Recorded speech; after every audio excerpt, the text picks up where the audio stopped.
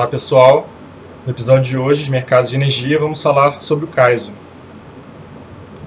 Falando um pouco do overview, o CAISO é o responsável pela operação da geração e transmissão do mercado de energia elétrica de mais de 30 milhões de consumidores no oeste dos Estados Unidos, sendo responsável por atender mais de 80% do estado da Califórnia e uma pequena parte do estado de Nevada. Uma capacidade instalada total de 80 gigawatts, demanda média de 26 gigawatts médio e uma demanda pico de 50 gigawatts.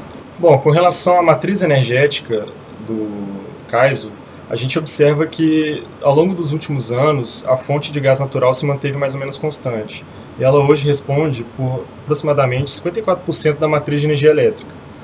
Ao mesmo tempo, a gente observa que houve uma redução na participação da fonte nuclear e nos últimos anos a gente tem tido um aumento de participação das fontes renováveis, como a fotovoltaica, que cresceu 300% entre 2013 e 2017.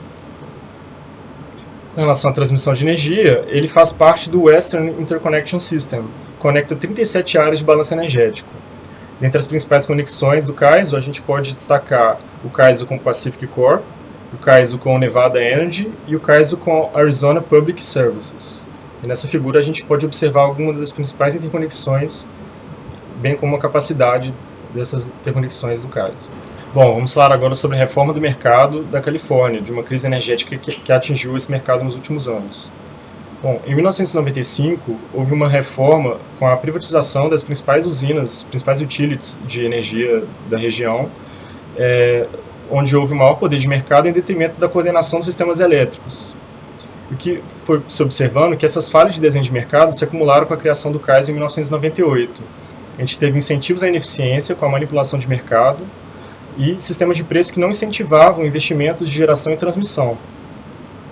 Então, em 2000, o acúmulo desses fatores culminou na crise energética, onde a gente teve um inesperado aumento da demanda pelo crescimento econômico, um pouco incremento de capacidade instalada dos últimos anos, um baixo armazenamento dos reservatórios de hidrelétricas combinado a condições climáticas desfavoráveis e também tivemos aumento no preço do gás natural.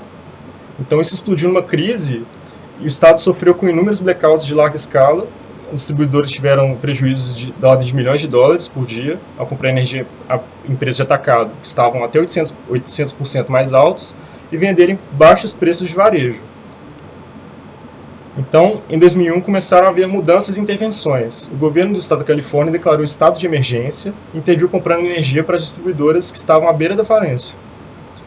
Houve estabelecimento de price cap no mercado de curto prazo e contratos de longo prazo entre geradores e distribuidores. E, finalmente, em 2003, houve a declaração do fim do estado de emergência. E, nesse período, entre 2001 e 2003, a Califórnia emitiu licença de operação para 38 novas usinas, um total de aproximadamente 14 gigawatts. A gente teve os preços lá chegar a aproximadamente $1.400 por megawatt-hora, nos piores momentos de crise.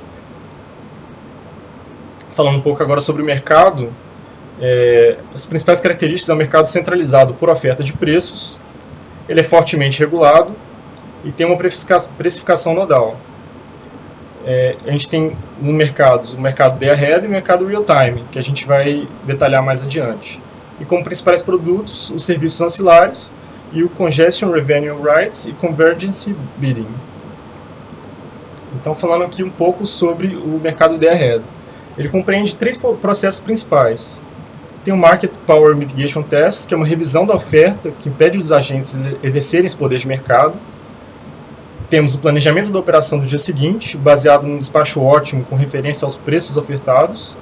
Temos o Residual Unit Commitment, que determina a geração de reserva para o próximo dia, também com base na oferta dos geradores. E esses preços são resultados de um modelo de despacho centralizado com representação da rede. A gente tem, então, que os geradores podem fazer ofertas até 7 dias antes do dia anterior ao da entrega de energia. Aqui nessa figura a gente pode observar que os geradores eles têm que submeter o bid até às 10 horas da manhã, e à 1 da tarde desse mesmo dia é publicado o resultado do Day Ahead Market para o dia seguinte, no caso. Agora, no caso do real time, a gente tem que é um mercado que funciona em tempo real no momento da operação, e ele é responsável por realizar o balanço de potência na última instância.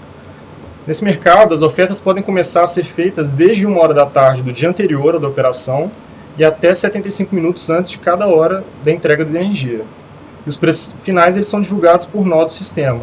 E que a gente pode ver à direita, a exemplo, a questão do preço nodal. Cada bolinha dessas é um nó do sistema que está com diferente preço preço de energia, no caso. Agora falando um pouco sobre os produtos, os principais produtos. A gente tem serviços ancilares, que eles são utilizados na manutenção da estabilidade e confiabilidade do sistema. A gente tem o Regulation Up e Regulation Down, que seriam serviços para fazer o balanço da regulação primária e dos geradores, secundária também, para poder absorver possíveis desbalanços da oferta e demanda, tanto para baixo quanto para cima. A gente tem a parte de reserva girante e reserva não girante. Temos o Congestion Revenue Rights, que são instrumentos financeiros que precificam o descolamento dos preços nas regiões devido aos congestionamentos.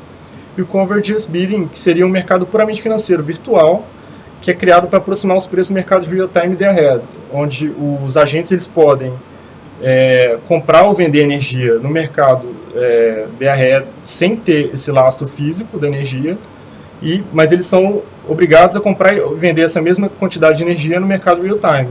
Dessa forma, tentar aproximar realmente o preço entre esses dois mercados. Agora, falando um pouco sobre a volatilidade de preços, o que tem sido observado nos últimos anos, por fim. A gente vê que teve uma alta volatilidade, principalmente devido às características da matriz energética, com elevada inserção das fontes renováveis. A gente pode observar isso no gráfico à esquerda, onde a gente observa 2 meses distintos, a variação, a média, das 24 horas desses 2 meses. No caso, fevereiro, 18, em vermelho, e junho, 18, em preto. Então a gente observa que tem um aumento do preço médio a partir das 17, 18 horas, que é mais ou menos quando está diminuindo a geração fotovoltaica, e também a hora do rush, onde tem maior crescimento da demanda, do consumo. E na direita aqui a gente pode observar a evolução desses preços nos últimos anos, os preços médios. E a gente teve um pico em julho de 2018, onde atingiu 101 MWh, que foi o maior valor, dólares por megawatt-hora, foi o maior nível desde 2009. Isso foi devido a recorde de temperatura no ano de 2018 e aumentos no preço do gás natural. Bom, era isso que tínhamos para falar. Muito obrigado pela atenção. Até mais.